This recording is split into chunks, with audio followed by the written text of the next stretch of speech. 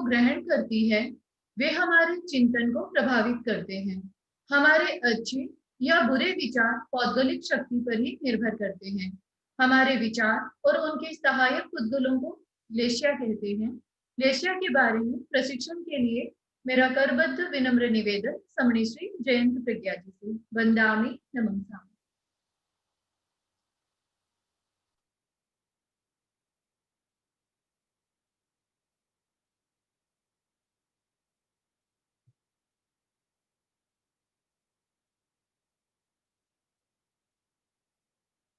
महाप्राण ज्योतिपुंज पूज्य गुरुदेव के चरणों में वंदन। उपस्थित भाइयों और बहनों, लेश्या की चर्चा करेंगे। 25 बोल के अंतर्गत 17वां बोल है लेश्या 6। लेश्या क्या है? सबसे पहले तो हम लेश्या को समझे। लेश्या क्या होती है?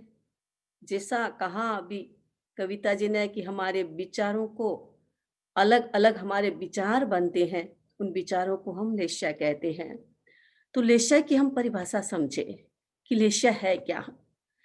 हम जो भी कर्म ग्रहण करते हैं वो सारे कर्म आश्रव के थ्रू आते हैं और आत्मा में चिपक जाते हैं, जिसे हम बंध कहते हैं। जब तक वो आत्मा में चिपके रहते हैं तब तक उसमें कुछ नहीं होता। जब वो आत्मा से बाहर निकलने की कोशिश, यानी कर्म शरीर से बाहर निकलने की कोशिश करते हैं, पूरा टाइम पीरियड हो गया है उनका, पक जाते हैं कर्म, अंदर जितना भी उनका टाइम पीरियड था उतना टाइम पीरियड वो आत्मा के साथ चिपके हुए रहते हैं। और जब उनका टाइम पीरियड पूरा हो जाता है, उदय आने का समय होता है, तब वो कर्म बाहर निकलते हैं। उस समय उसके जो विचार होते हैं, जो भाव होते हैं, जो हमारे इमोशंस होते हैं, बड़े सूक्ष्म इमोशंस, उसे हम कर्म शरीर के अंतर्गत कर्म कहते हैं। हमारे विचारों को, उसे हम अध्यवसाय कहते हैं। सूक्ष्म इमोशंस को हम अध्यवसाय कहते हैं। जब वो अध्यवसाय बाहर आते हैं, बाहर रिफ्लेक्ट होते हैं, तेजस शरीर से संपर्क करते हैं, क्योंकि अब उदय में आने की तैयारी, उदय की पंक्ति में आ गया है कर्म, और उसे अब उदय में आना है, विपाक होना है उसका, तब वो कर्म शरीर से बाहर निकल करके तेजस शरीर के संपर्क में आता है। तेजस शरीर क्या है?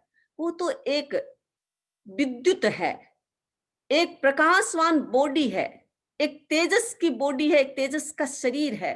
स्फटिक की तरह होता है, क्रिस्टल की तरह होता है, उसमें कुछ नहीं होता, उसमें कोई कलर नहीं होता, वो तो व्हाइट कलर का होता है, एकदम क्रिस्टल होता है।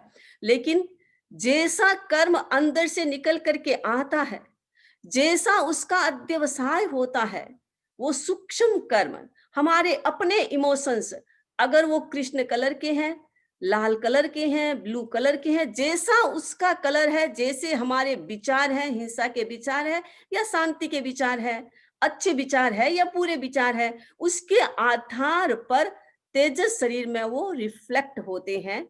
और जब तेजस शरीर में रिफ्लेक्ट होते हैं, वो सूक्ष्म पुद्गल तेजस शरीर में रिफ्लेक्ट होता है, उसको हम लेश्या कहते हैं। कलरफुल बन जाते हैं, अंदर से कलरफुल होते हैं, लेकिन बाहर स्थूल शरीर में आता है।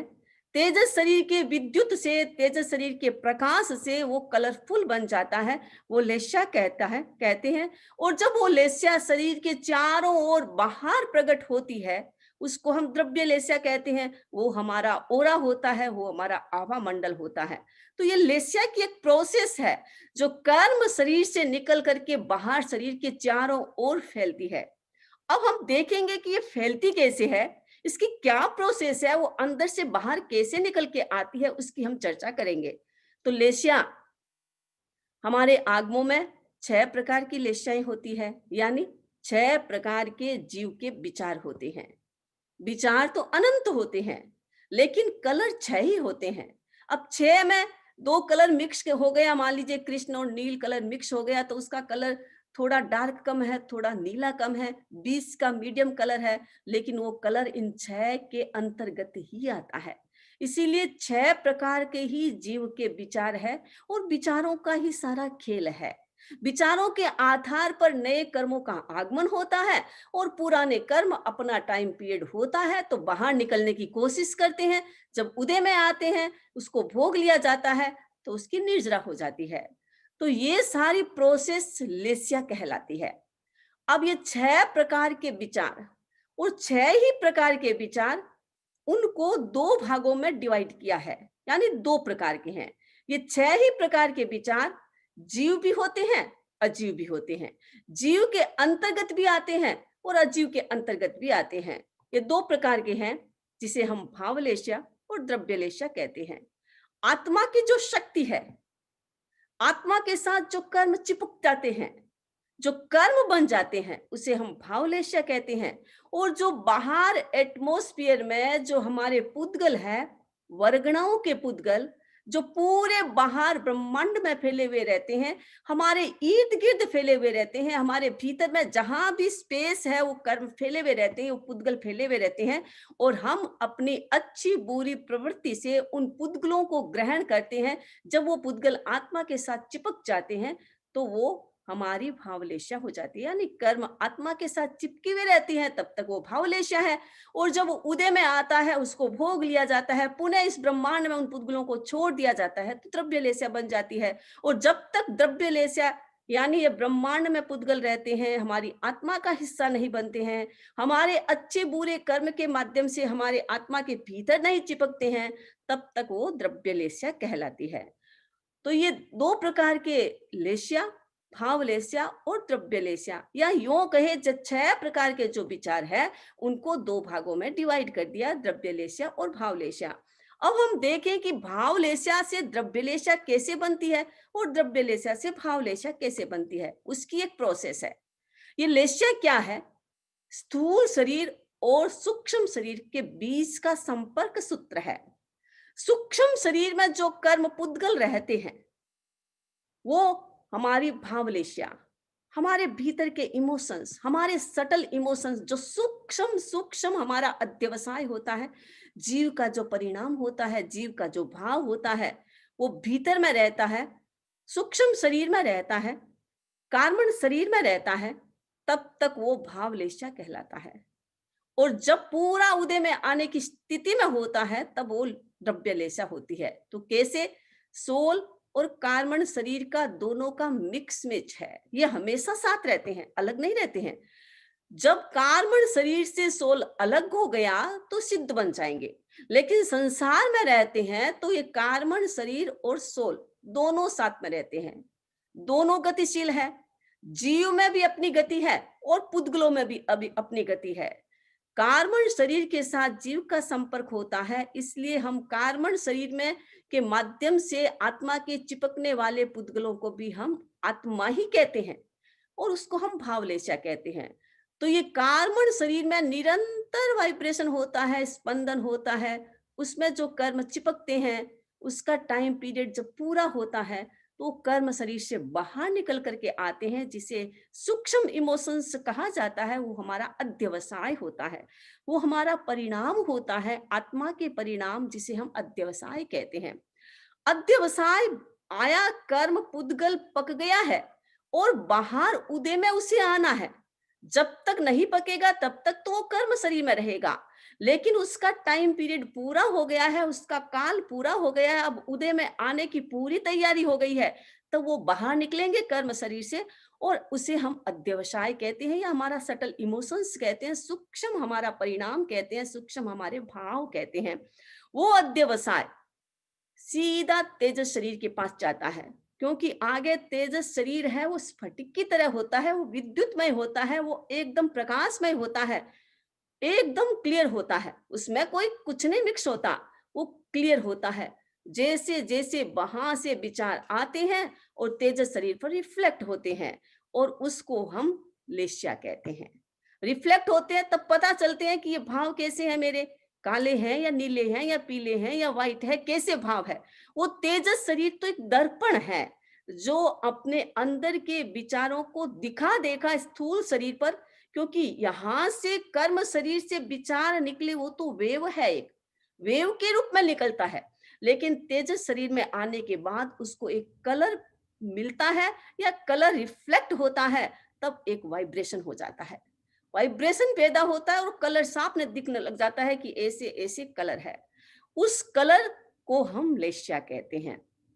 लेस्या जैसी होगी, जैसा विचार, जैसा भाव, जैसा परिणाम, जैसा अध्यवसाय, वैसे कलर की लेस्या। ये लेस्या तो स्थूल शरीर में आ गए हैं हमारे विचार, इसीलिए हम उसे लेस्या कह देते हैं, क्योंकि हमें इसका कलर दिखने लग जाता है। हमारे विचारों का कलर सामने आ जाता है कि हमारे विचार कैसे हैं। अब ये लेस्या क्या करेगी? जैसा विचार वैसा शरीर में हमारा जो ग्रंथि तंत्र है, हमारा जो एंडोक्राइन सिस्टम है, वैसे के वैसे हार्मोन्स करेंगे। जैसी लेस्या, जैसे विचार, वैसे भीतर में हार्मोन्स पैदा होते हैं। और जैसे हार्मोन्स होते हैं, हमारा नाड़ी तंत्र, हमारा नर्व सिस्टम वैसा का वैसा केमिकल्स पैदा करेगा। और जैसा रसायन पैदा होता है, जैसा केमिकल्स पैदा होता है, वैसे हमारे मन के, वचन के और हमारे शरीर के एक्शन बन जाते हैं। और वो फिर बाहर निकलता है, बाहर निकलता है, मन तक आ गया, मन तक विचार आ गया। अब हमारे भीतर में हम उदीरना कर सकते हैं, संक्रमण कर सकते हैं, उपशम कर सकते हैं, अपवर्तना कर सकते हैं। ये सब कुछ हम मन के स्तर तक आ गया तब हम कर सकते हैं। मन से हम बाहर निकालते हैं तो इसका मतलब कुछ नहीं, वो तो कर्म भोगने के लिए आ गया। लेकिन मन के स्तर पर जो कर्म बैठा हुआ है, मन में तो आ गया बुरा विचार, उसका मैं ऐसा कर दूंगा, ऐसा मैं कर दूंगा, लेकिन अभी तक वचन में नहीं आया है, मन में आया है। तो मन में आ गया, उसको हम चेंज करें। नहीं, मुझे प्रस्तुत नहीं करना है, मुझे इसे प्रस्तुत नहीं करना है, मैं क्यों ऐसा करूं? ऐसा व्यक्ति सोच करके उसको मन तक तो आ जाता है, लेकिन वाणी में उसे नहीं आने देता है, एक्शन में उसे नहीं आने देता है। तो जब ये एक्शन, वाणी और मन में विचार हमारे आ जाते हैं, तो हमारे बाहर का ओरा वैसा ही हो जाता है। बहुत बार ऐसा पता चल जाता है, कोई भी व्यक्ति सामने आ जाता है, उसका ओरा पता चल जाता है कि इसका ओरा कैसा है। ओरा देखने की भी अपनी प्रोसेस है। लेस्या जो हमारी भीतर में बनती है, जो हमारे इमोशंस बनते हैं, सामने वाले व्यक्ति का ओरा कैसा है, उसको भी एक सीखने की प्रोसेस है।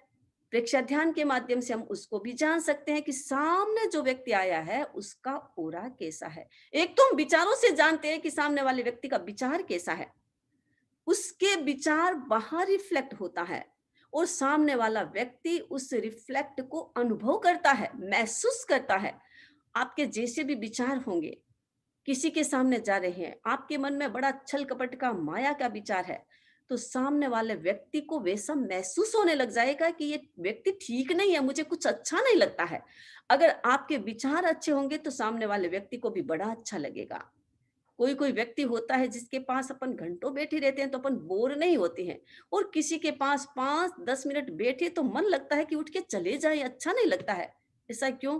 क्योंकि उसका ओरा वैसा बना हुआ है। और ओरे को हम देख भी सकते हैं, सामने आता है तो पता चल जाता है कि ये व्यक्ति का ओरा कैसा है।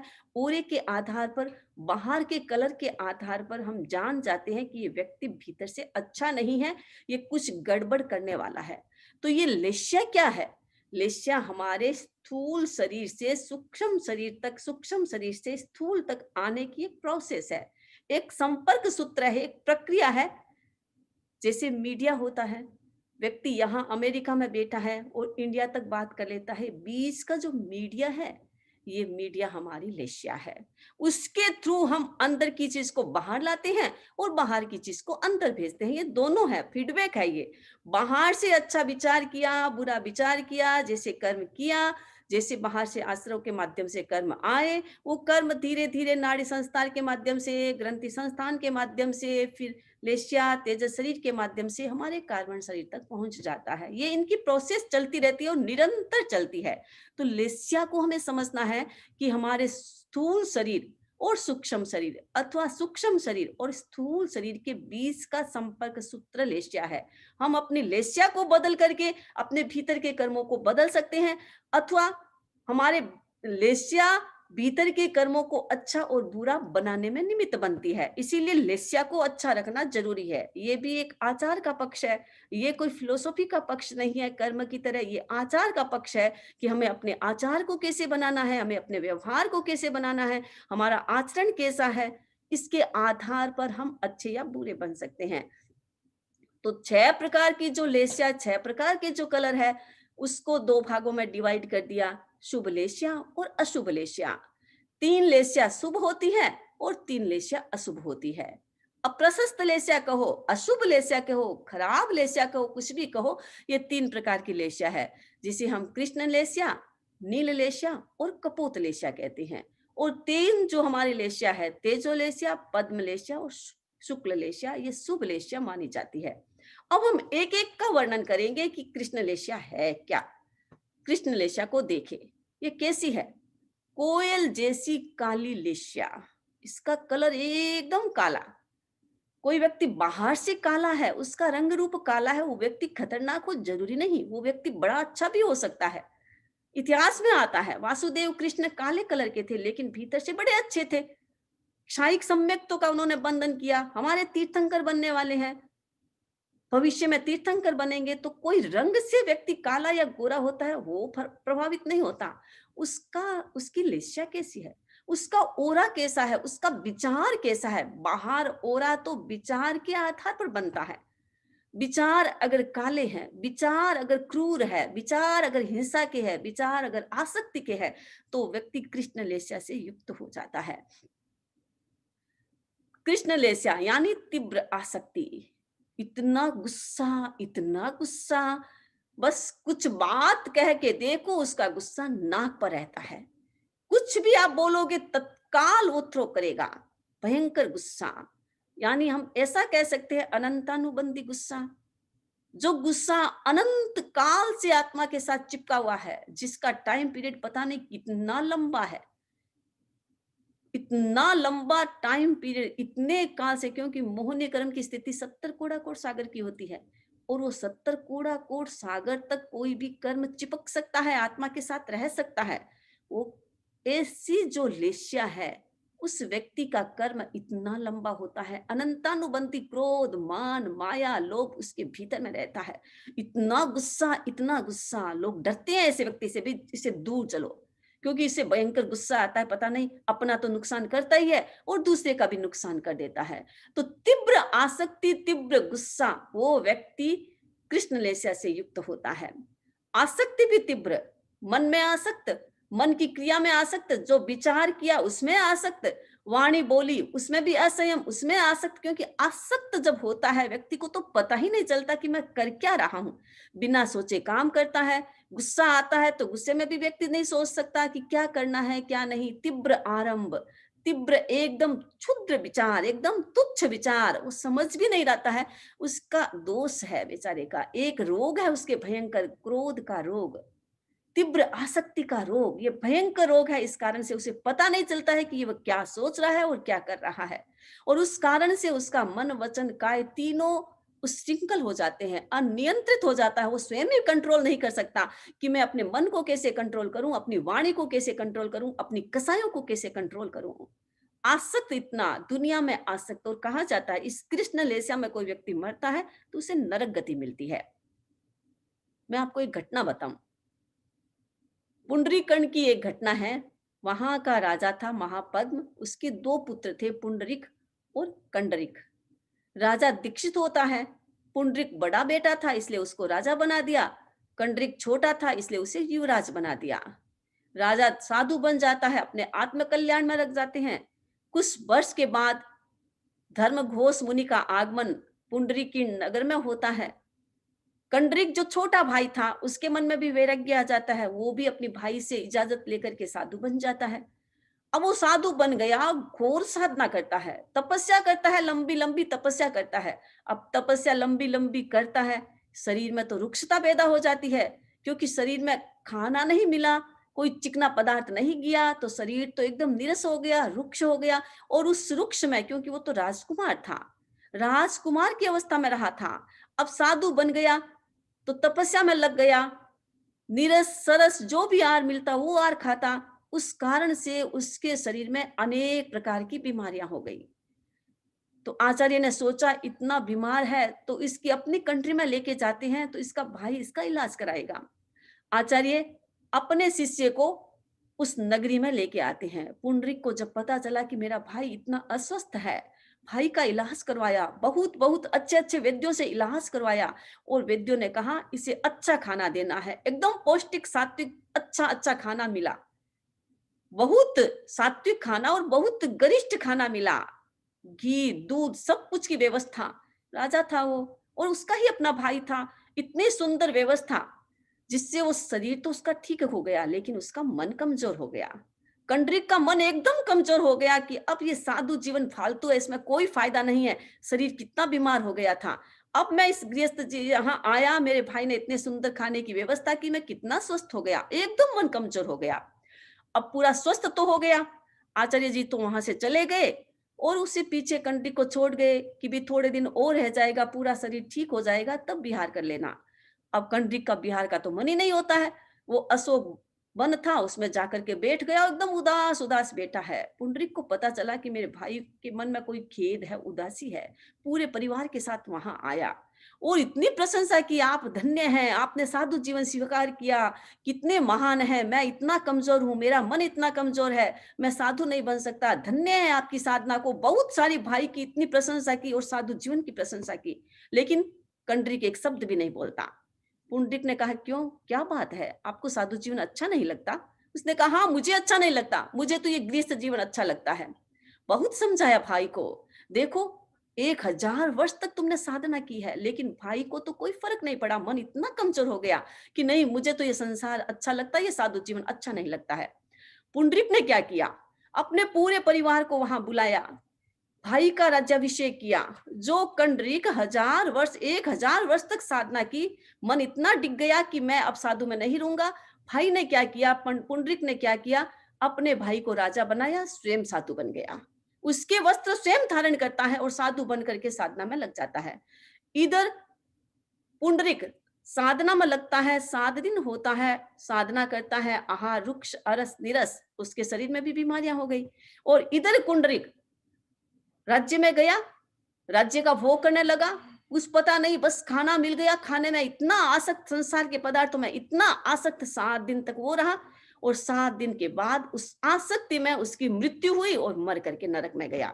उधर वो भाई जो साधु बना था, 7 दिन हुआ था, इतनी समता, इतनी समता, वो भी 7 दिन की आयुष्य पूर्ण करके मृत्यु हुई, और वो कहाँ गया, सर्वार्थ सिद्ध विमान में।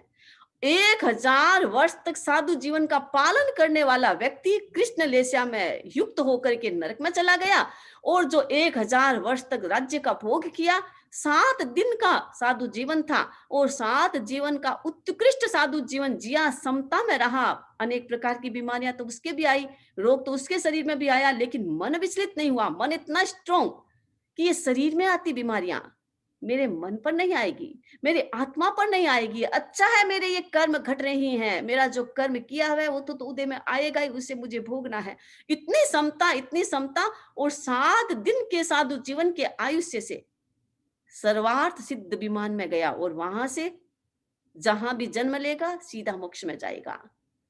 जब विचार कब बदल जाते हैं पता नहीं चलता है, इसलिए अपने आप को स्ट्रोंग करना है। हमारे विचार जब भी नेगेटिव आए, हमें उसको बदलना है और पॉजिटिव लेस्या में ले जाना है।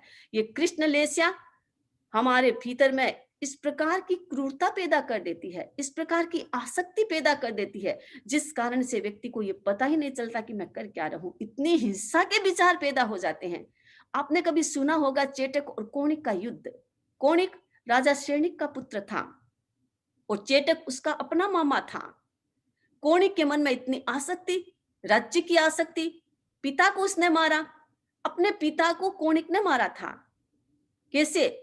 पिता को सोचा कि ये पिताजी जब तक जीवित रहेंगे मैं तो राजा बनूंगा नहीं, तो पिता को बेड़ियां बांध करके जेल में बंद कर दिया, बेड़ियां डाल दी पेड़ में, पैरों में। अब माँ को तो बड़ा दुख हुआ, रानी चेलना को बड़ा दुख हुआ। राजा श्रेणिक तो क्षयिक सम्यक्त वाले थे, उन्होंने सोचा कि ये तो कर्मों का खेल है, मुझे भोगना ही पड़ेगा। अब कौणिक तो राजा बन गया।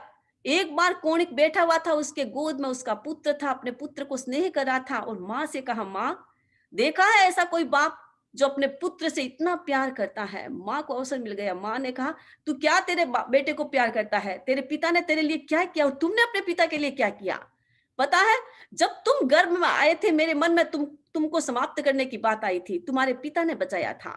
जब तुम्हारा जन्म हुआ था और मैंने सोचा कि जो बच्चा जन्म से पहले ही अपने बाप के मांस खाने की बात सोचता है तो वो बड़ा होकर क्या करेगा। मैंने जन्म के साथ ही तेरे को अकुड़ी पर फिंकवा दिया था, गार्बेज कर दिया था, तेरा गार्बेज कैन में डाल दिया था, लेकिन तेरा पिता वहां से उठा के लाया था।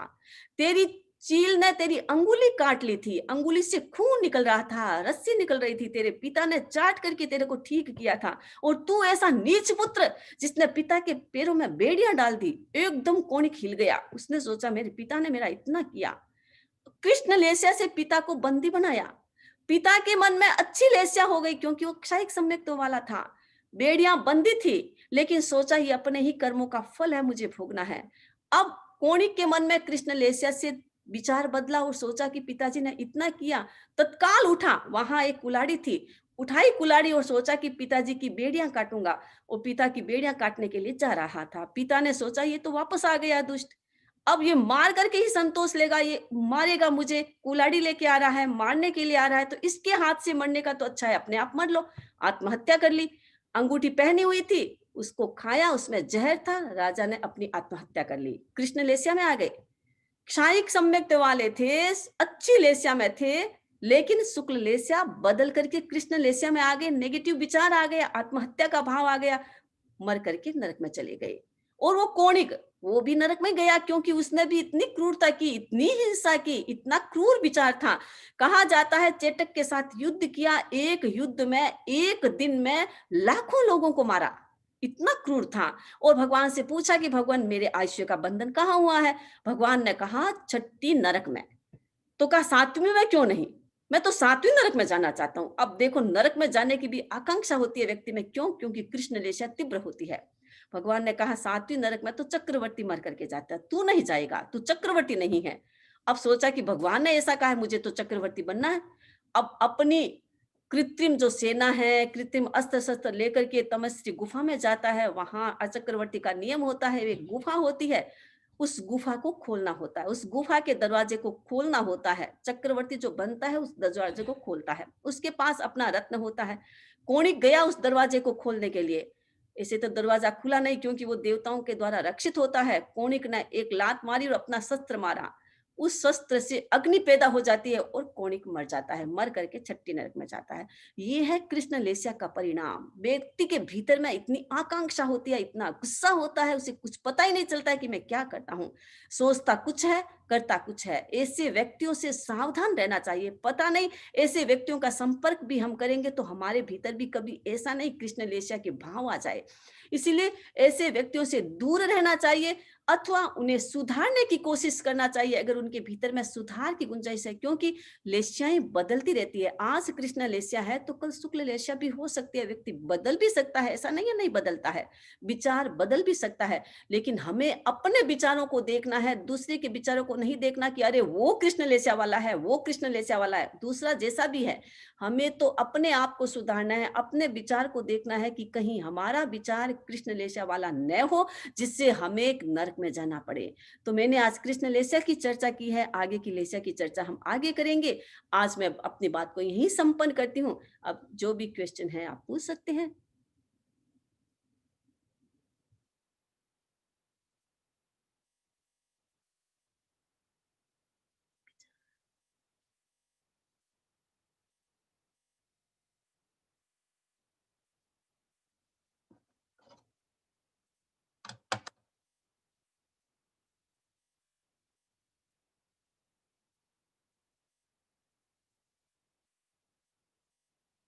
आवाज तो आती है ना? हाँ, सीमा जी कोठारी अपना प्रश्न पूछे।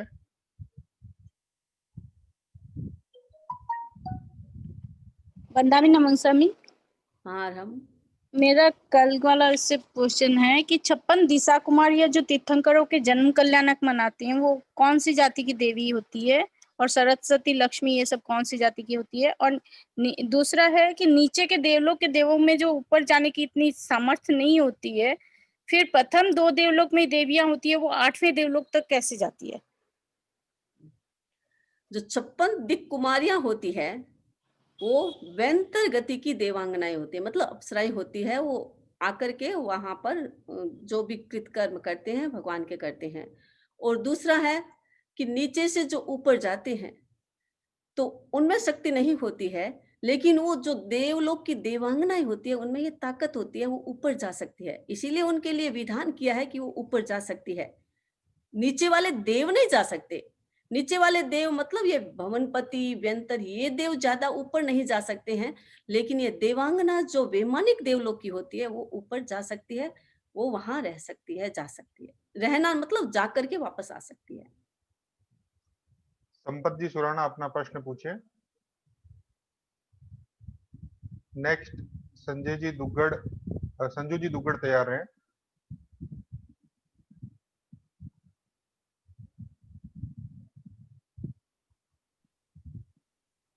संजू जी अपना प्रश्न पूछे। वंदामी नमन स्वामी, आपने जो लेशा के बारे में बताया, वो आप जैसे राजा होने के भाव बदल गए थे बाद में, तो उनको देख के वापस राजा श्रेणी के भाव क्यों नहीं बदले? उनके मन में आत्महत्या का विचार क्यों आया? जबकि भावना तो अच्छी थी उनके मन में कि चलो मैं अपने पिता की बेड़ियां काट देता हूँ, तो फिर भाव से अगर भाव बदलता है तो ये विचार क्यों नहीं आया उनके मन में? क्योंकि उनके आयुष्य का बंधन नरक में हुआ था, और जैसा आयुष्य का बंधन होता है लास्ट लेशा वैसी बन जाती है, और इस कारण से उन्हें नरक में अगर अच्छा ही विचार आता, शुक्ल लेशा का विचार आता, तो नरक कैसे जाते हो? तो नरक में जाना था उनको, क्योंकि उनका आयुष्य नरक में था, तो अंतिम में ऐसा विचार ऑटोमेटिक बन गया उनका। संपत जी सुराणा अपना प्रश्न पूछे। नेक्स्ट प्रीति सुराणा आगरा से तैयार हैं।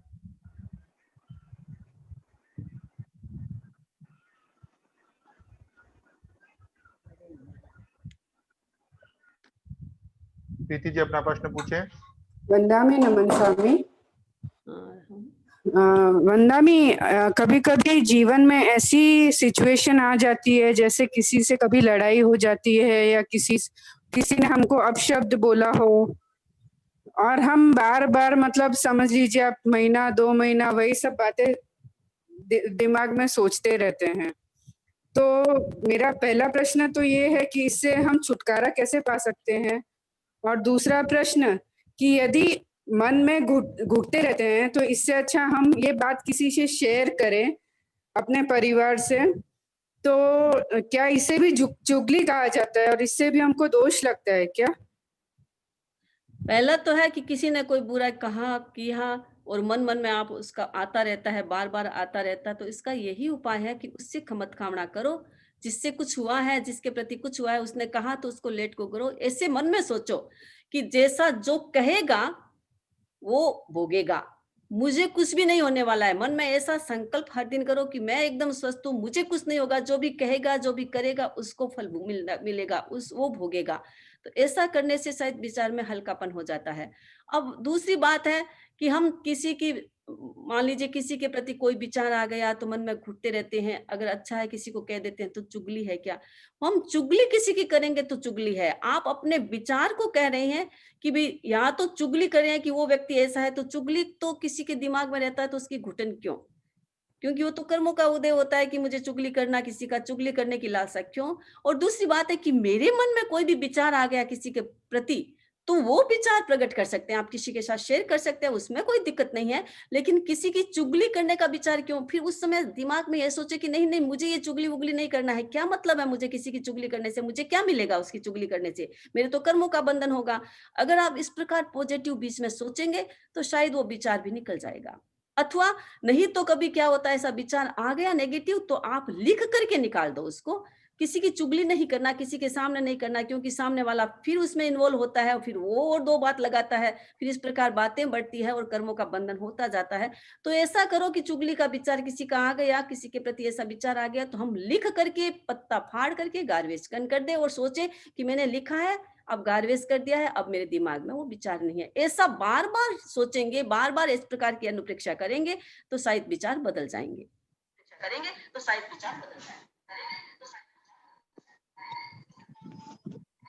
सुनीता जी नाटा। वंदामि नमन स्वामी। अरहम। मेरा प्रश्न, आपने अभी फरमाया कि चक्रवर्ती भी जेल इसमें नरक गति में जाते हैं, तो वो कैसे है? चक्रवर्ती की 2 गति होती है, या तो वो मोक्ष में जाते हैं, नहीं तो वो नरक में जाते हैं। यानी 7वीं नरक तक मनुष्य जा सकता है, पशु, तिर्यंच कोई नहीं जा सकता, स्त्री भी नहीं जा सकती। तो 7वीं नरक में केवल मनुष्य जा सकता है। तो चक्रवर्ती अगर मरता है और मोक्ष में नहीं जाता है, तो 7वीं नरक में भी जा सकता है। प्रभाजी नाटा। बंदामी नवंसामी। और बंदामी, हम लोग कैसे पहचान सकते हैं कि हमारा कोई अपना कृष्ण लिस्या में है, और उससे कैसे बच सकते हैं और उसको कैसे उबार सकते हैं? वो तो उसके विचारों से पता चल जाता है कि देखो, ये जो लक्षण बताए हैं कृष्ण लेशा के, तीव्र आरंभ होता है, गुस्सा होता है, आसक्ति होती है, वो इतना संसार में लिप्त रहता है, धर्म कर्म उसे अच्छा नहीं लगता है, धार्मिक बातें अच्छी नहीं लगती है, माला का को तो माला अच्छी नहीं लगती है, साधु संतों के जाओ तो साधु संत उसे अच्छे नहीं लगते हैं, एकदम भीतर में नेगेटिव होता है। तो उसके विचारों से हम पता चल जाता है कि इतना तो गुस्सा आएगा, इतनी उसकी आसक्ति है, इतना वो क्रूर है, कभी भी हिंसा कर दे, उसे कोई मन में ग्लानि नहीं होती है, मन में प्रकंपन नहीं होता है। तो अपना समझ सकते हैं, उसके विचारों से समझ सकते हैं कि वो कैसा है। लेश्या किसी को देखनी आती है, ओरा किसी को देखना आता है, तो वो देख सकता है, लेकिन सामने विचार कैसा कर रहा है, बिहेवियर उसका कैसा है, उससे भी हम जान लेते हैं कि सामने वाला व्यक्ति कौन सी लेश्या में जी रहा है। सरिता जी भुतोड़िया। वंदामी नमस्कामी। वंदामी, मेरे 2 सवाल हैं। पहला तो ये कि एक उत्पीत देवलोक में आपने बताया था, जो जीव जाता है, मतलब उसको 2 ऑप्शन देते हैं कि या उसको देवांगनाएं रोकती हैं कि तुम एक नाटक देख लो और यहीं रुक जाओ। तो बोल रहे हैं जिसका मन स्ट्रांग होता है वो वहां नहीं रुकता, तो वो कहाँ जाता है फिर? उसको कहाँ जाना चाहिए? वो नाटक नहीं देखना चाहिए या क्या? और दूसरा सवाल है ये कि जैसे तीर्थंकरों को कोई फर्क नहीं पड़ता कि हम उनकी पूजा करें या नहीं करें, तो क्या जो देवलोक में है उनको कोई फर्क पड़ता है? जैसे भिक्षु स्वामी देवलोक में है, तो हम सोचते हैं कि तेरस पे उपवास कर लें या 13 माला फेर लें। तो और हनुमान जी, शिव जी, राम जी, ये सब भी व्यंतर देव के ही देव हैं या ये लोग देवलोक में हैं, ऊपर वाले? अब पहला तो है कि जब कोई प्रश्न पूछते हैं तो कहाँ जाता है, कहाँ मतलब है तो वो रहेगा तो देवगति में ही, स्थान तो वही है, उसको पैदा वही हुआ है। लेकिन उसके मन में ऐसे उपकार का भाव आ जाता है कि देखो मेरे गुरु ने मेरा कितना उपकार किया, उस व्यक्ति का कितना उपकार है जिस कारण से मुझे ये देव योनि मिली है। तो उसके पास आकर के उसे जताना चाहता है, एहसास कराना चाहता है कि तेरे प्रभाव से मुझे अच्छी योनि मिली है, देवगति मिली है, और वो वापस वहां से वापस अपने स्थान पर आ जाएगा, इतना ही है। और दूसरा है कि जो क्या प्रश्न पूछा, दूसरा प्रश्न क्या था इनका, कि मतलब ये भगवान राम इत्यादि के बारे में था कि कौन से देवलोक में। हाँ, वो ऐसा है कि जो अब इनका तो अपने को अपन ऐसे मतलब मानते हैं कि ये व्यंतर या भवनपति देवों में ही होते हैं ज्यादा। राम तो अपने मोक्ष में चले गए हैं, जैन के अनुसार उनकी तो मुक्ति हो गई है। बाकी जो छोटे बड़े मतलब छोटे बड़े जो भी देव है, वो देवगति 4 देवगति में है, वो वैमानिक देवलोक में नहीं जाते हैं, वो नीचे वाले रहते हैं। और दूसरी एक प्रश्न पूछा था कि आकांक्षा पूजा पाठ आदि करने से क्या वो नाराज, तो ऊपर वाले देव जैसे जैसे ये ज्यादा आकांक्षाएं नीचे वाले देवों में रहती है, भवनपति और व्यंतर में रहती है। जितनी भी आकांक्षाएं हैं, पूजा पाठ हम करते हैं ज्यादा भवनपति या व्यंतर देवों के करते हैं, ऊपर वालों के देवों की इतनी पूजाएं नहीं होती है। अब ऊपर वाले देव जो भी होते हैं उनको ज्यादा फर्क नहीं पड़ता, क्योंकि कल आपने देवगति में सुना होगा, जैसे जैसे ऊपर की ओर जाते हैं देवता, जैसे जैसे आगे बढ़ते हैं, दूसरे तीसरे चौथे देवलोक, 5वें देवलोक, तो उनकी अभिमान, अहंकार, आकांक्षाएं कम होती जाती है, नेगेटिविटी कम होती जाती है, तो उनमें इतनी आकांक्षा नहीं रहती है। लेकिन छोटे बड़े जो देव होते हैं उनमें आकांक्षा रहती है कि अगर उनकी पूजा पाठ नहीं करते हैं तो उनको कष्ट दे सकते हैं। तो ये छोटे देवों में होती है, बड़े ऊंचे जो उत्कृष्ट कोटि के देव होते हैं उनमें ये आकांक्षा नहीं रहती है। वंदा में चूंकि अब अपना एक आगे का प्रोग्राम और है संस्कार संवाद से, तो मेरा आपसे करबद्ध निवेदन की मंगल पाठ करिए। हाँ, सावधान, आंखें कोमलता से बंद, श्वास मंद, शरीर को एकदम स्थिर करेंगे और पूरे ब्रह्मांड के प्रति मंगल कामना करेंगे और अपने आप के प्रति भी मंगल कामना। नमो अरहंताणं, नमो सिद्धाणं, नमो आयर्याणं, नमो उवज्झायाणं, नमो लोये सब्ब साहूणं। चत्तारि मंगलम अरहंता मंगलम, सिद्धा मंगलम, साहू मंगलम, केवली पन्नतो धम्मो मंगलम। चत्तारि लोगुत्तमा, अरहंता लोगुत्तमा, सिद्धा लोगुत्तमा, साहू लोगुत्तमा, केवली पन्नतो धम्मो लोगुत्तमो। चत्तारि शरणं पवज्जामि, अरहन्ते शरणं पवज्जामि, सिद्धे शरणं पवज्जामि, साहू शरणं पवज्जामि, केवली पन्नतं धम्मं शरणं पवज्जामि। विघ्न हरण मंगल करण, स्वाम भिक्षुनो नाम गुण ओळख समरण किया सरय चिंत्या काम। अंगूठे अमृत वसे लब्धितना भंडार, श्री गुरु गौतम समरिये वांछित फलदातार। ओम अरहम।